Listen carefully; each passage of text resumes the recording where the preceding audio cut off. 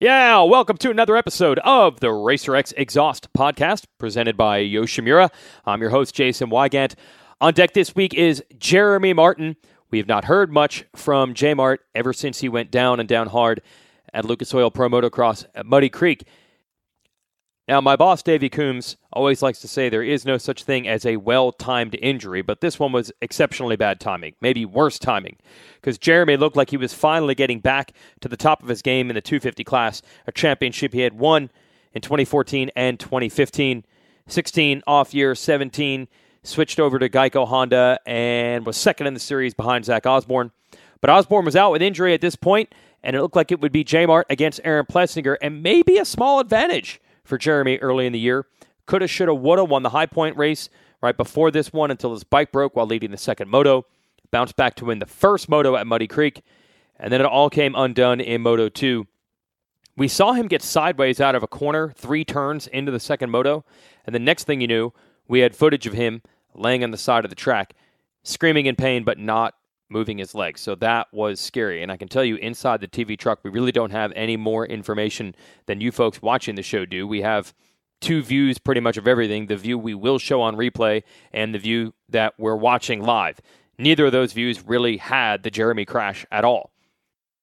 So we were left wondering, A, what the heck happened, and B, we saw him screaming in pain but not moving his legs. So in my mind, I was fearing the worst, and I spent the final 2 hours of that day just wondering, again, really not able to access any more information than anyone else, and just hoping and hoping and hoping that he was going to be able to make a full recovery. It appears he is. In this interview, Jeremy reveals he did not lose any feeling or movement in his legs or toes or anything like that, but man, this back injury is devastating, and it is probably going to cost him any chance of racing Supercross in 2019, although he's not totally sure of that yet.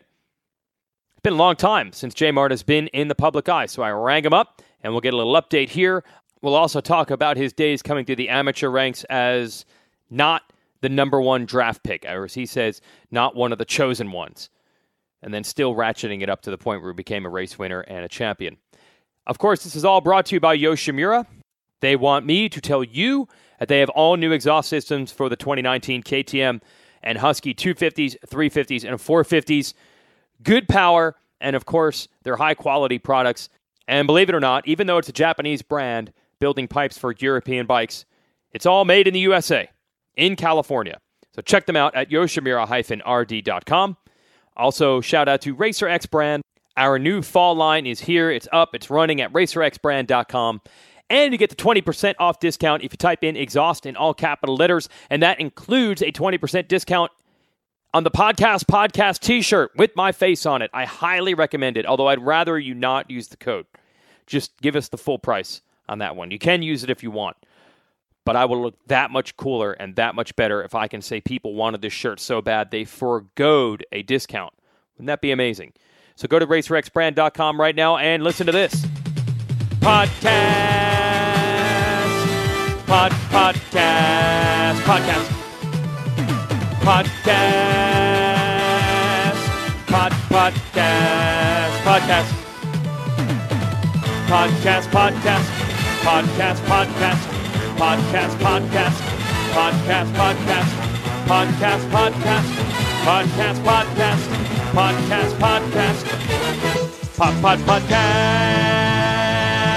All right, J-Mart, my first question is, you're back in Colorado? Is that what I'm seeing? Is that what you decided to do? You're back? Yeah, I'm back in Colorado and enjoyed my time in Minnesota, but it was starting to get pretty darn cold and the snow had touched down, and I'm finally able to start training outside a little bit on the road bike and stuff. So I was like, hey, we need to migrate to where there's a little bit better weather. Dude, Minnesota's got to be bad if the mountains of Colorado are better, because I'm sure that's not exactly summer year-round in Colorado either. Yeah, well, we're pretty fortunate here at Eli's because it's kind of like the higher desert, I guess you could say. Yep. So we get, we still get the elevation, but we also get the weather's a little bit nicer longer. Okay. Can you go full on though? Like when you were there last year, like does January work or you got to ditch for California or something at some point? You usually have to ditch for California right around like Thanksgiving. So we're getting down to the end and then you'll come back like around the East Coast Supercross. But yeah, it's better than like Minnesota. You'd be out of there by now, and Yeah. You're there a lot longer in California and Florida. Dude, so I see a picture of you on Instagram with your road bike, and I'm like, okay, so he's in Colorado, and I'm sure the riding photos are coming soon. Not necessarily, it sounds like. We're not going to see a picture of you riding a motorcycle this week or anything like that. Yeah, no, I mean, the back's finally now just okay to go out on the road and handle like just the bumps and the cracks in the road on a cyclocross bike. Mm-hmm. But we're still a ways out from riding the dirt bike. At the earliest, we're hoping to maybe start in January or right around there. But ideally, we just got a ways to go yet with PT and stuff. It was definitely a really nasty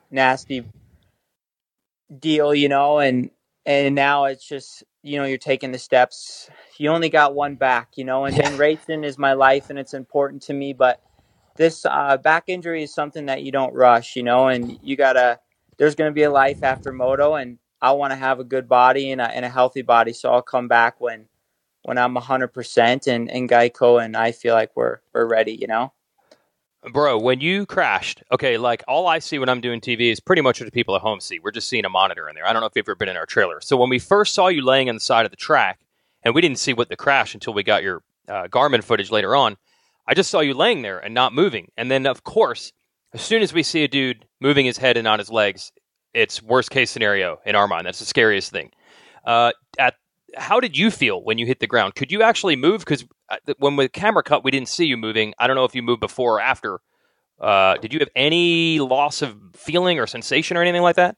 Yeah, so initially, like, when Cooper kind of came over on me and then we hit in the air, I was like, man, this ain't going to be pretty, Mm-hmm. And then the way I landed, when I landed, my ass hit the ground first. It was the most excruciating pain I've ever been in my life. Wow. And then I knew when I hit that it was bad, and I moved my toes, and I knew that I had feeling in my legs, and I never lost it, and I was good. But I was in so much pain, I just couldn't move. Oh, okay. Yeah. So you weren't moving because you couldn't move. You weren't moving because we forget that. It's like, oh yeah, with injuries, there's also a lot of pain involved. It's not just when can he get back on a bike? Can he move his legs? Is he getting all his strength and mobility back? It just freaking hurts. We forget that part. Yeah. Damn. So you just couldn't move because you were in so much pain. Like did it feel like you just like had blown up in a way? Yeah. Well, it just felt like like obviously it was a massive fracture in that L1 vertebrae, and then it felt like my back was just like giving out. Oh, I guess okay. you could say, like, I just didn't feel like it's not like an arm. Like if it's an arm like that was, or a leg even, like it's not that kind of pain. It was like something I've never felt before, and it's your back. So it's like, it's a big deal. And I knew that it was nasty. So I was just trying to be as calm and be as good as I could in that situation. Well, also, we know precautionary whenever someone hurts their back. Okay, even if they do have feeling and movement at first, they don't want to move them around too much. So the whole process from getting off the track and getting in the hospital, I'm assuming everything was like super slow and careful to try to get you to move as little as possible, because that's what we always see, right? Yeah, it was bad. Yeah, like the Asterisk guys did a really good job, and when they came over, they knew what was going on right away, and I chatted with them a little bit, and then we just got in the ambulance and got to the hospital, and then went through all the process of figuring out what was wrong and exactly what happened. Okay, what I always want to know with an injury like this, like you were battling for the title, you had won the moto right before this happened. Where's the separation between racer and just regular guy who's hurt? Were you only thinking about the injury that Saturday when you got hurt, or were you already like, oh no, this was such a good season, I had things going my way? Like, does that even cross your mind, or are you only thinking about the pain and injury at that time? No, I think it's only natural to think about, like, when it happened, I'm like, the first thing I said, what did I do wrong? Like, I talked to people about it, in my circle. But then I was like, I don't think there's anything that I could have done. I slid out exiting the turn. Mm-hmm. And then I was back a little ways and nobody was on that left side. And I was the furthest thing to the left. So I was like, man, I got a clear path. Like, I'm good. I'm not even in the main line that was developed there. So it was just a freak race deal. And that's how I look at it as, but, I was definitely in a good position. I mean, I would have won the weekend before at High Point.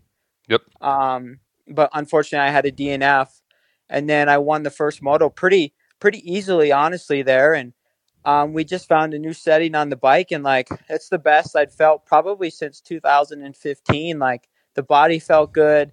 I was probably the most comfortable I've been on a bike in a long time, and I think I probably would have won Muddy Creek as well. I think it was really setting up to be basically. I thought I was going to win the championship. I had no doubt in my mind, and then unfortunately, we had a nasty race incident like that. Well, yes, that's what I'm saying. So, like Saturday night when you're in like crazy pain and they're trying to schedule surgery and all that, are you just thinking about your back, or are you already thinking like, damn it, the title? I was thinking about my back. Okay. And then, your mind shifts and you think about the title, because I'd had a DNF, and then Aaron went down. I'd won the first moto, and then you had the points, like I'd already had it down, and then Yep.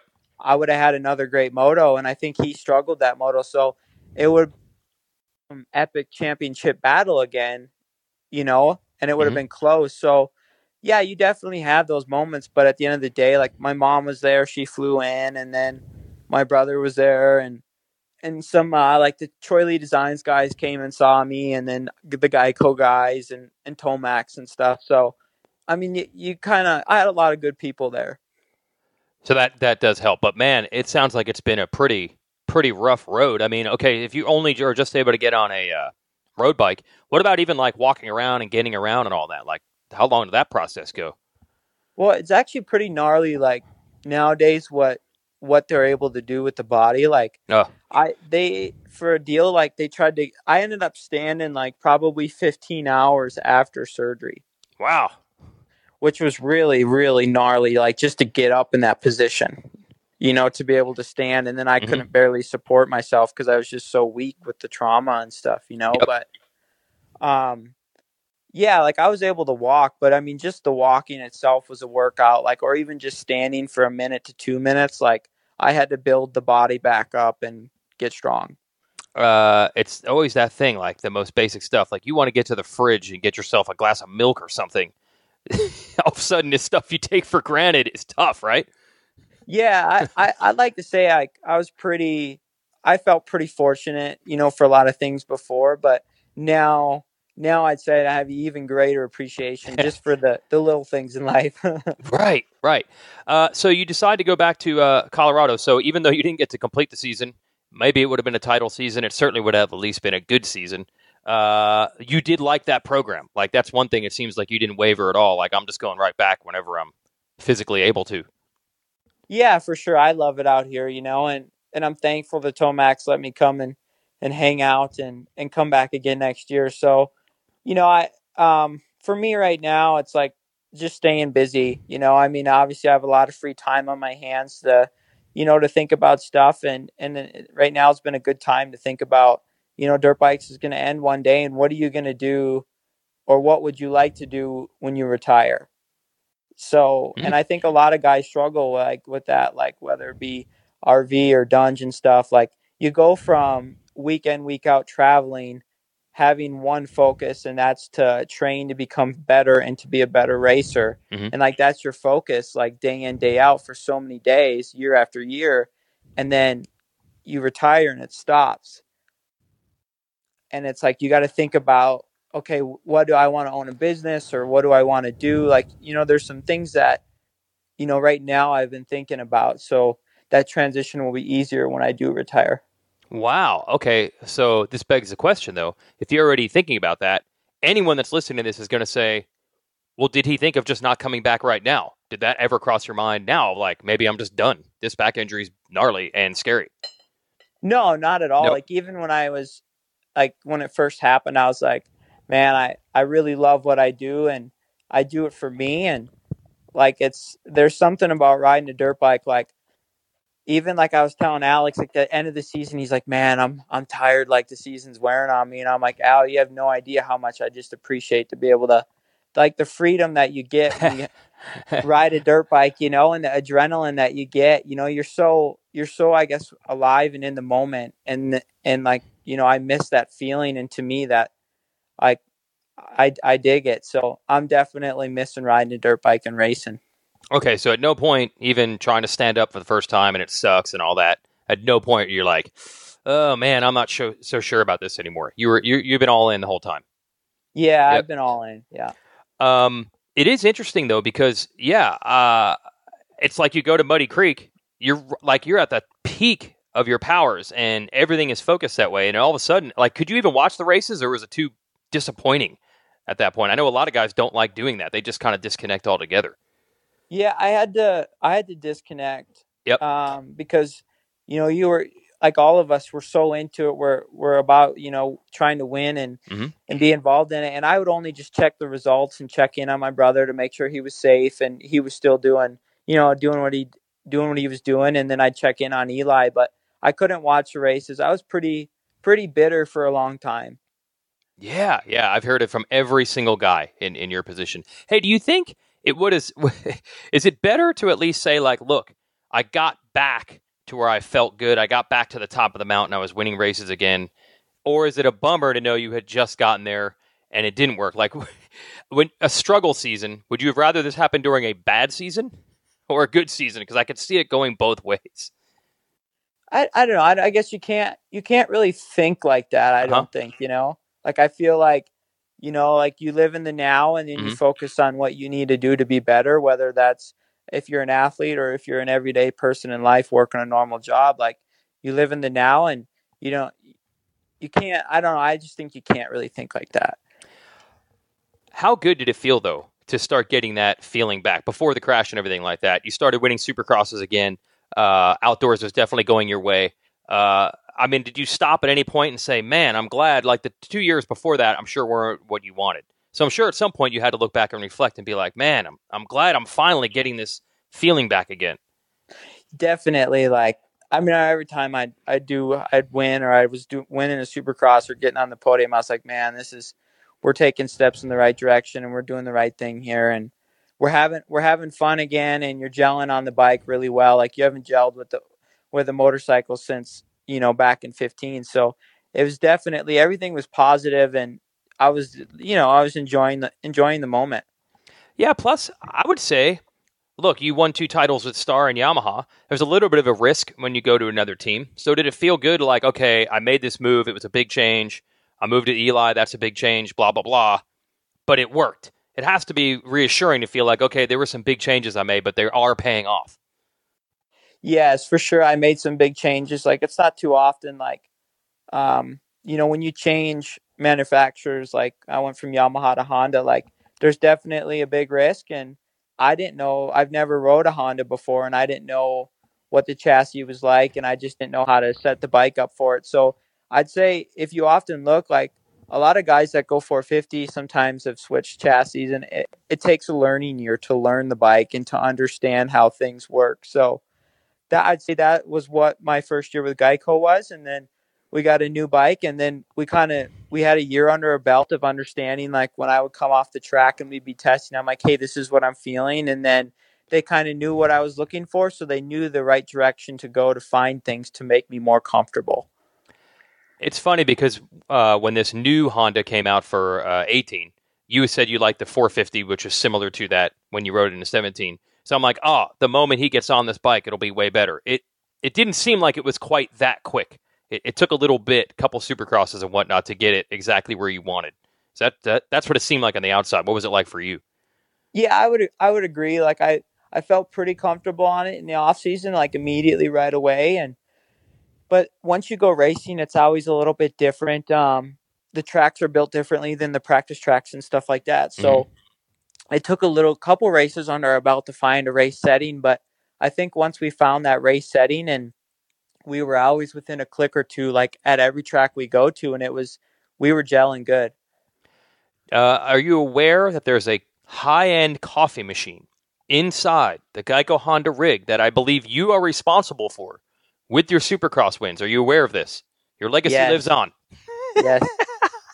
Even when you weren't there. That coffee machine can brew a mean cup of coffee. Dude, at Minneapolis, when it was like a foot of snow outside, everybody just huddled inside these rigs, and everybody, all the conversation inside the rig was about the coffee machine. So is this some sort of bet or something the team had going if someone won a race or you won a race? Yeah, so we had some fun, and if I won a race, it was the coffee machine. And then the next race that I won, we would get the team a Traeger. What is that? I don't even know what that is. A Traeger, it's like a smoked wood pellet grill. So the guy ended up getting a really nice grill out of the deal at the next race I won. So it was kind of cool because I'd win, and then I felt like I helped the team and everything, but we were all benefiting from it. So it was a pretty neat atmosphere there for a bit, for sure. Well, yeah, because it's so funny. I got a cup of coffee from the Jeremy Martin coffee machine at Motocross of Nations. You're not even on the radar. You're not there. You're far away. And I'm like, wait, this is the Jeremy Martin coffee machine. So, yeah, it'll be forever a reminder of the team spirit over there, even if you're not, or even if it was a different coast. You're racing east and they're at a race in the west. It's still your work. Good job. And was that... Hey, when you switched, you said that was one of the main things. You just like the atmosphere over there. So were you getting that like you were hoping? Because everybody can be cool when they're trying to sign somebody. But was it actually working that way? Yeah, for sure. A lot of people say the grass is greener on the other side. Yeah, exactly. And stuff. So, yep. But yeah, I definitely say the GEICO Honda team and Jeff and Ziggy and everyone involved, it was definitely really, really cool. I felt like I'd never had that before with the team, and it was time for me. It was time for me to make a switch, and I made a switch. And yeah, we had a struggle year, and then I think this year that's what made this year so cool. I won 2 Supercrosses again. I could have possibly won 3, and then if you looked at it, I had a chance for 3 outdoor overalls as well. So. The year was shaping up to be good, and we were all I had that bond with the team, and then I had the results were coming around, and it's cool. You want to win all the time, and you want to dominate, but through the struggles you learn who you are, and and the team and I were building together through those struggles to get the good finishes and to get to have dominant races, and that was happening, and I think that was really rewarding. Okay, so there wasn't a moment where they're like, dude, what the hell? We're paying you a lot of money. Or, dude, what the hell? This bike. You guys managed to stay calm that first year? Yes, we did. Because, I could see how it happens. You came over as a proven champ. It's easy to expect, dominance right out of the box because you've already done it. Yeah, definitely. There was some pressure, but after the first couple races and stuff, it was no secret that, they didn't go good. So at that point, you can either sit there and, you just got to, you're in the trenches, you got to keep digging and you got to keep pushing forward, and you can't you can't surrender, Here's what was so weird to me about that first year at GEICO. Your starts outdoors were amazing, and your starts in Supercross that season were horrible. It makes no sense to me. Was this just the randomness of starts, or was there something different? This year, they were pretty good across the board. But last year, I was like, he could not get a decent start in Supercross, save his life. And outdoors, I think you hole shot 10 of the 24 motos or something. How is that possible? Well, we definitely, we found some things for outdoors that made it easier to start. And then I think starting indoors is, for me, a little bit harder than starting outdoors. Because the dirt's different behind the gate and everything like that. So I see. Yep. What about the grate? Is that good for you or bad for you? I didn't mind the grate, honestly. I thought it was easier to start on the grate. Okay. But I don't know if we're all going faster into the first turn or what, because we got more traction. I don't know. Yeah, you mentioned that because, dude, there were some hellacious first turn crashes this year. And I remember you mentioned that to me. I think we might, everybody's maybe closer, more even, and maybe more going faster, maybe. Yeah. It's not like we have data on this, but dude, there were some gnarly ones. Gosh. Yeah, this year there were some brutal ones. I was involved in the first round at the Dallas Yeah. Supercross there, and I was like, my God. Yes. Oh, that was brutal. Here's one of the things for you racing in that class now. I feel like you're one of the more mature guys in the class, but if you're as long as you're racing 250s, you're always going to have wild child in there. Like, does that not sit well with you anymore now that you're a more like established veteran guy? Because some guys, it's like, oh, you hit me, I'm going to hit you, game on, I love it. But I don't see that being your style. But in the 250s, man, it's going to happen sometimes. Yeah, definitely in the 250s, you're going to get those guys that want to bang bars and stuff like that and everything. And I've always been rather clean with everyone, and I feel like I race everyone pretty fair, and I'm really respectful. And that's just my style. And sometimes I have to run it in there and kind of do something I don't want to do just to kind of say, hey, like you're not going to walk over me. But yeah, definitely that's one thing when I raced the 450 class I really appreciated and respected was the guys were all pretty solid, and there was not a whole lot of like cross jumping and stuff like that. Yeah, so do you just have to like agree to disagree? Like I guess as long as you're lining up in the 250s, you're just going to have to deal with that sometimes. It's just the way it's going to be. Yeah, you're expected. Like when you got, was it 9 Supercross rounds? Something like that, yeah, with the East-West and all that, yep. And the 12 outdoor nationals, like, dude, you're going to brawl at some point with someone. You're going to agree to disagree. There you go. Okay, I want to step way back here with you. This is what I don't understand. Like today, you are known as, I think, one of the hardest working guys, fit guy. You'll do anything that it takes physically to be in shape. But then we always hear these stories of J-Mart as a kid just hiding candy and eating candy and all this stuff. How is this the same person? How did this happen? How did this change? I guess it's just I had my fair share of candy and I just blew it out when I was a child. Oh, okay. So, lifetime quotient. You had your lifetime quotient. Yeah. So I mean, I still have a sweet tooth, and I do the I indulge with some stuff, but like I think as you get older, you just learn and then you just I guess I'm a hard worker. Well, okay, besides the candy, did you feel like you were a hard worker back in your younger days? Or is there something that's like completely changed? Like when you were, I don't know, what age can we even say here, 12 or 14? Were you a hard trainer for a 12-year-old back then, or were you not taking it that seriously? I felt like I definitely probably didn't train that much, but I rode a lot. I'd ride like 6-7 days a week, Mm-hmm. And then I just would ride. I'd ride. And my dad was always like, you need to do more. You need to work harder. Like, these guys are working harder than you. They've got years of racing and everything over you. So you need to work harder to make up and close that gap. And I guess that's kind of where it came from, was just my dad. And then my dad, like, Spring Creek's pretty gnarly. Like, mm-hmm. It's a 6-month business, but when it's on during the summer, it's 7 days a week. He's doing something. He's making the place better. So, I mean, I grew up and I'd help him do that. And like, I guess it made me a worker. Nowadays, everyone ships down to training facilities, and you know them well. You actually spent some time yourself as a pro at some of these places, Carmichael's and all that. What, in your amateur days, were you doing stuff like that, or were you just in Minnesota? And then what did you do in the winter? Yeah, so like, that's kind of the reason why Alex and I got homeschooled, was in the winter months. It was too gnarly to keep doing the school program. And then to try to be competitive, you had to go, we'd be gone for a month at a time, Mm-hmm. and be down south riding and training. So, we had to go, we ended up getting homeschooled for that reason. We didn't have the benefit of, I guess, living in California, where you could finish up with school and try to get a little afternoon riding session in during the winter months. But were you just finding a place to ride, or were you part of like some full-on coaching traiing program in the winter? No, we just found a place to ride, like down in Florida or Texas. So I never did a big deal, like a big training facility, until I turned pro my rookie year. I went to Carmichael's and I was there till 15.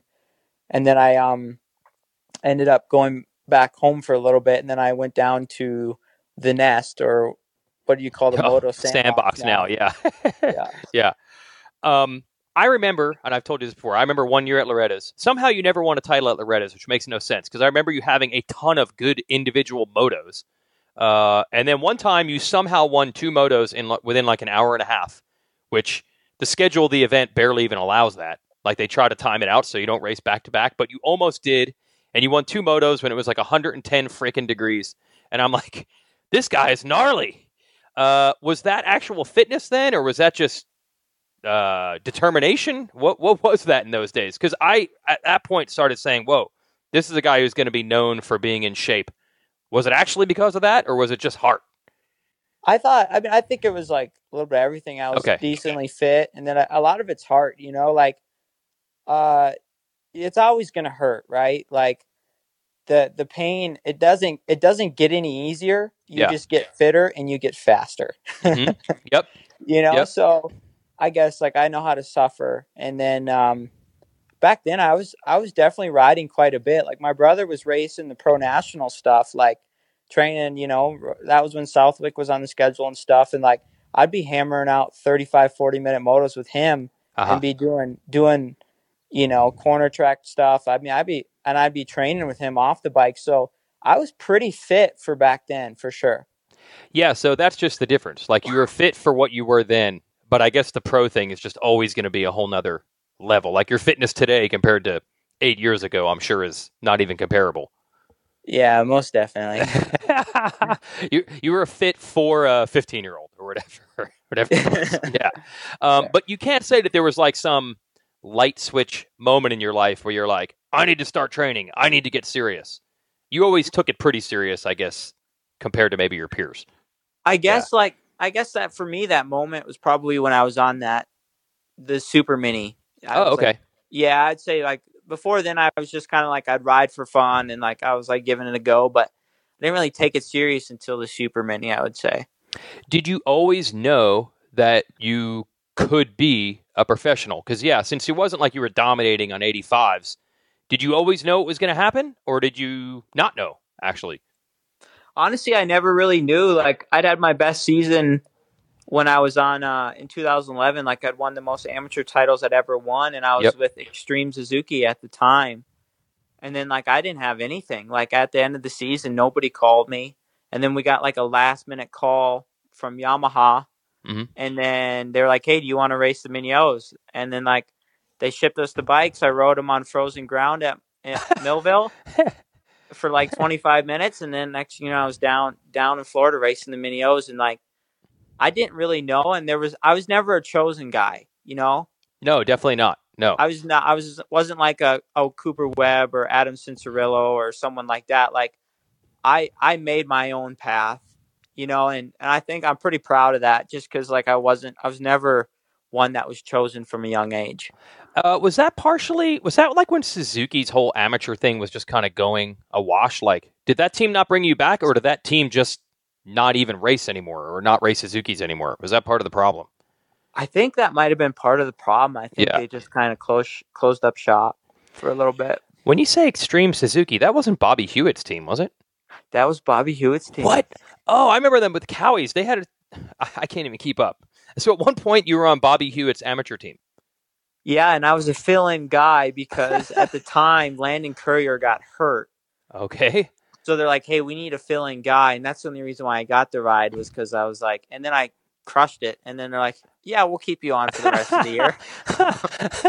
All right, here's our proof that you weren't a chosen guy. You had to be a fill-in for Landon Courier, who I don't even know if he even raced pro ever. I'm not trying to insult the guy, but I have no idea. So you were behind Landon Courier on the depth chart. Yeah, and even when I signed with Yamaha, like I got an amateur deal, but I had no pro deal yet. Oh, you did not have, because it looked like a natural transition. You just stayed with Star, but it wasn't like that on the inside. No, yeah, like I finally after the spring nationals, they're like, okay, yeah, we're gonna sign you. So I did good enough there to where I guess Bobby was like, we're gonna give this kid a go, and and then I got the contract, and then I got hurt. And then I did my rookie debut, and rest is history. That is what jacked you a little bit, because you got hurt right before Loretta's your last year, right? Yeah, I dislocated my shoulder like a week and a half before. Right. So, I mean, we could be looking at this a lot differently and being like, oh, well, I remember when Jeremy Martin smoked the A classes last year and won the Horizon Award, but instead you just didn't race it. So that kind of changes the look of things, even though it was probably, a month or two you didn't happen to ride. It just happened to be a very critical month. Yeah, it was poor timing. Yeah. Well, I remember, hey, here's one of the things that got you on the map. So Carmichael, I remember, was coming back that year to race 25 plus. And there was all this talk that he tried to ride A-class or whatever in the qualifier, and he got beat by this Jeremy Martin kid. Yeah. You actually had to race him, and you won. And it was like, wow, this guy must be pretty good. Yeah, I didn't. I had no intentions of racing that next day because I had qualified in the classes I wanted to for Loretta's, and then they were like, "Dude, Ricky's gonna race A class tomorrow." I was like, "Well, that'd be pretty damn cool to race him." So I stayed cool. one more day, and I raced him and ended up beating him. Just because of that. That's the reason why.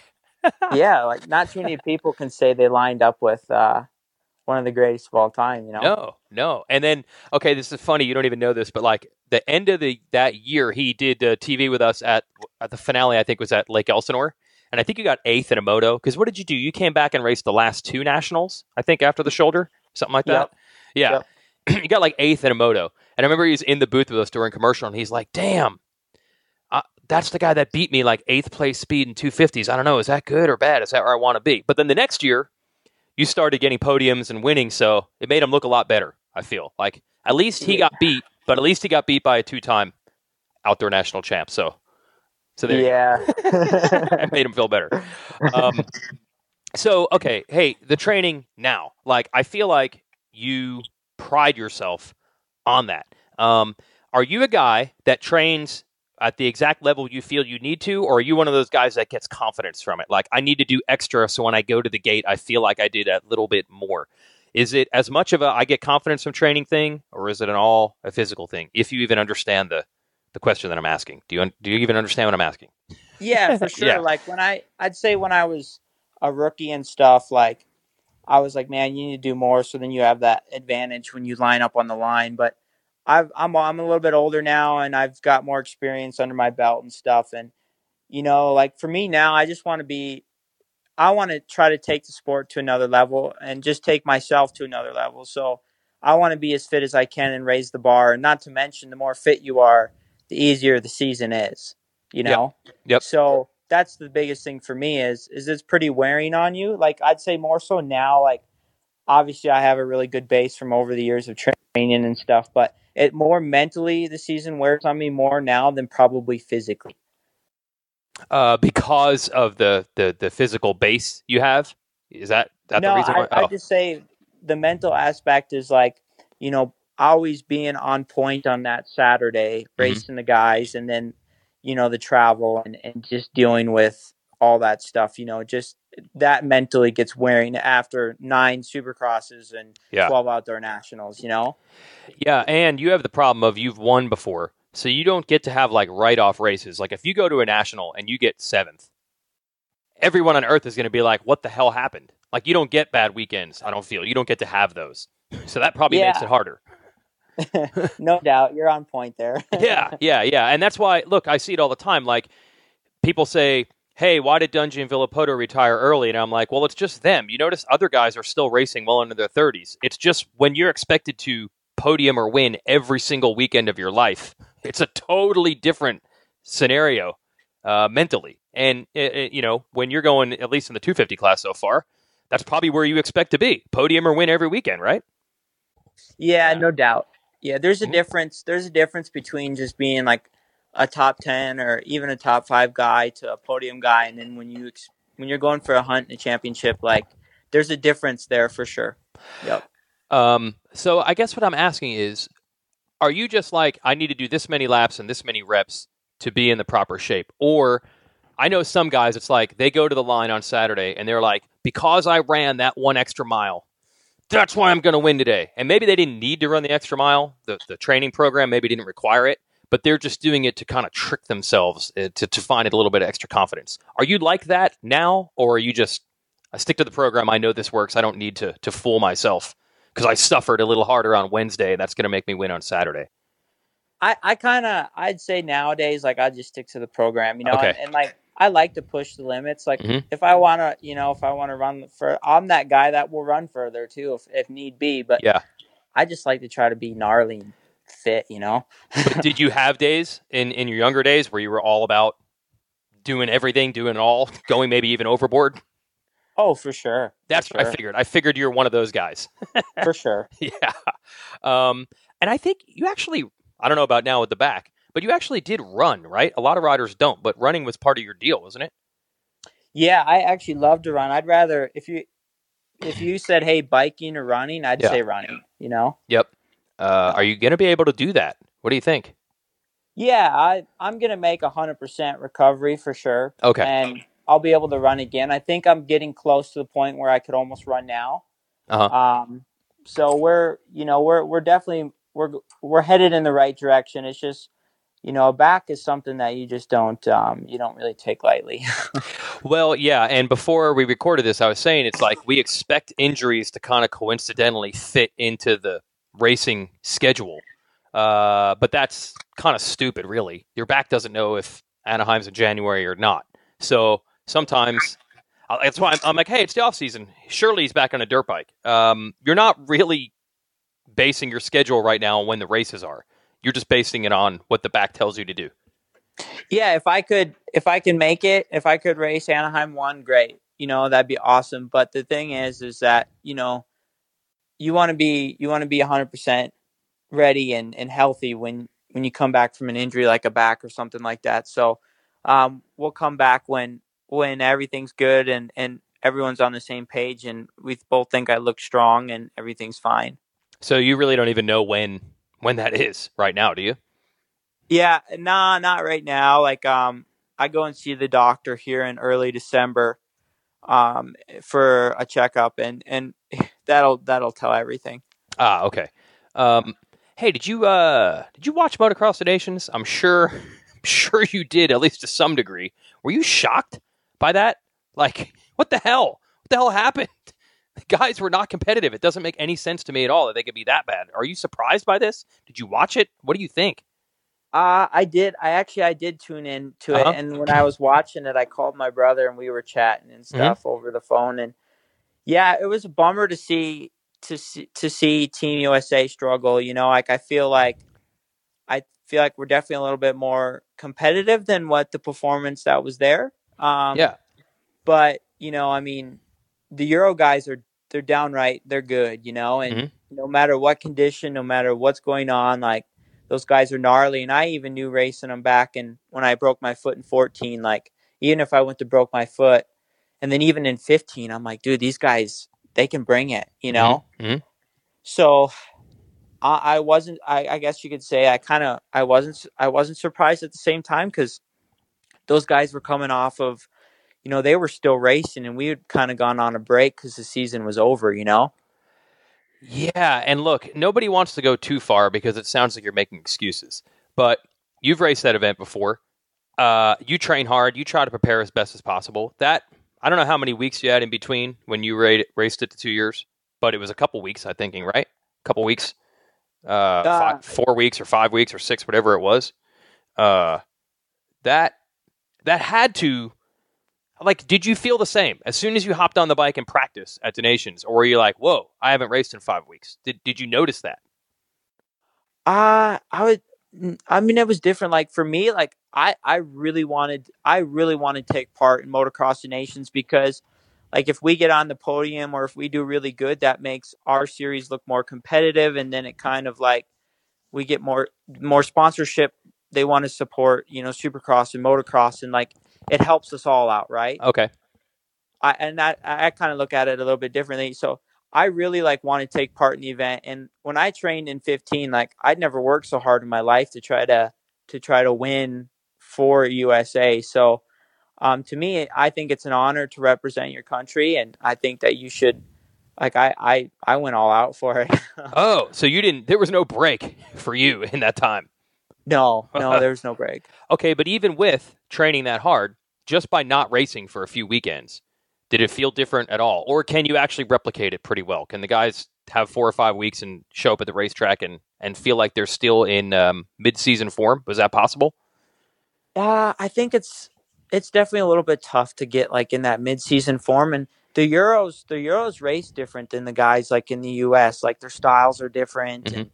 And it's just a little bit different. So like if I show up to the States and I race like Cincerillo and Shane McElrath and all those guys, like I know how they're going to race, Mm-hmm.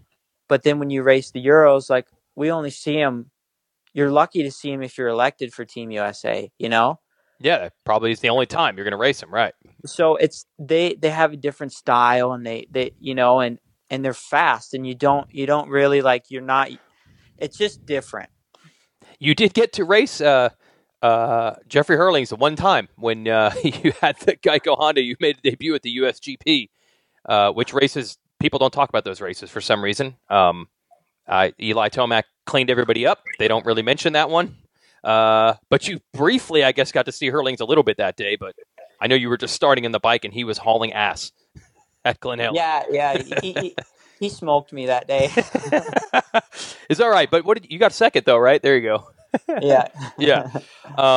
Okay, so we don't know when we're getting Jeremy Martin back at the races, but you are coming back to the races. That much for sure. You're as hungry and you're going to be healthy. You're going to be 100%. That shouldn't be a problem.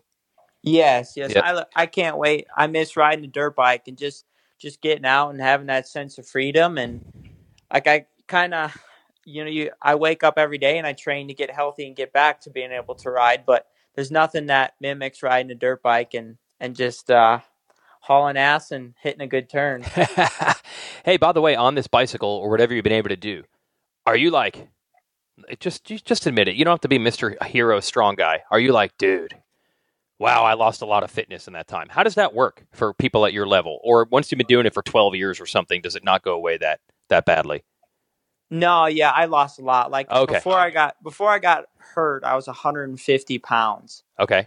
And then when I got all said and done, I got down to 125. Damn.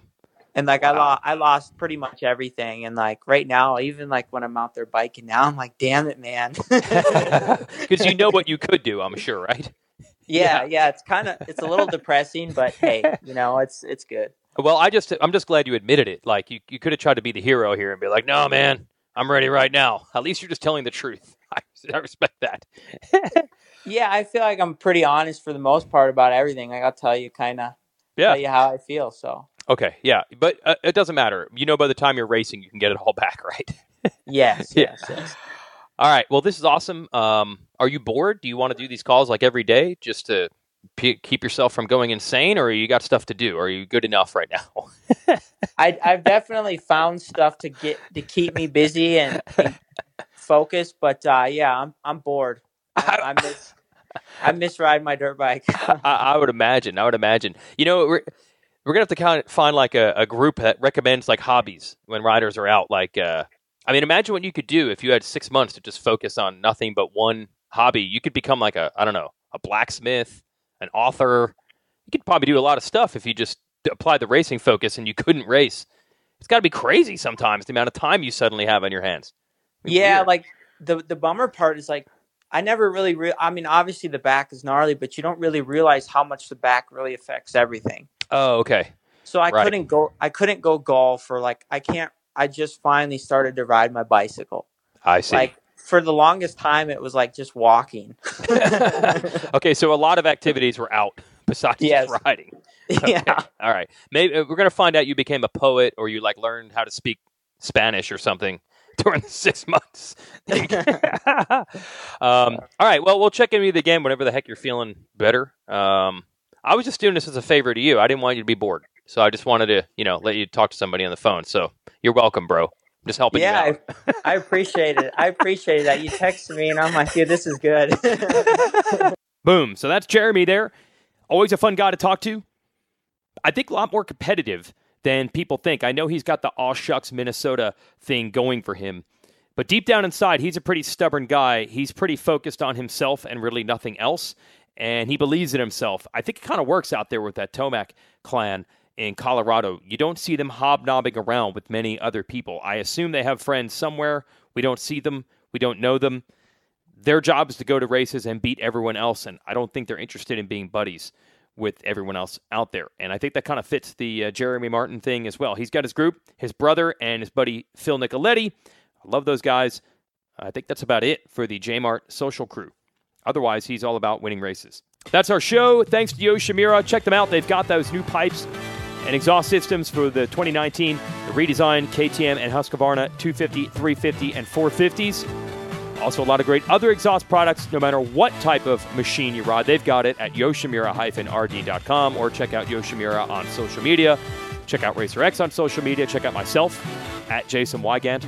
Good luck spelling it. Weigandt. Yeah, good luck. And also check out RacerX brand. We've got the new fall line. Yeah, we got hoodies. We got waterproof jackets. You could really use it on a day like today. Just trust me. I'm looking out the window. And you get 20% off all of it by typing in exhaust in all capital letters. And more people have used the exhaust code than have used the pulp code. Ha! Winning all the time. Just like Jeremy Martin, I'm focused on it. That's our show this week. We'll be back with Shane McElrath coming up in our next episode. Thanks for listening.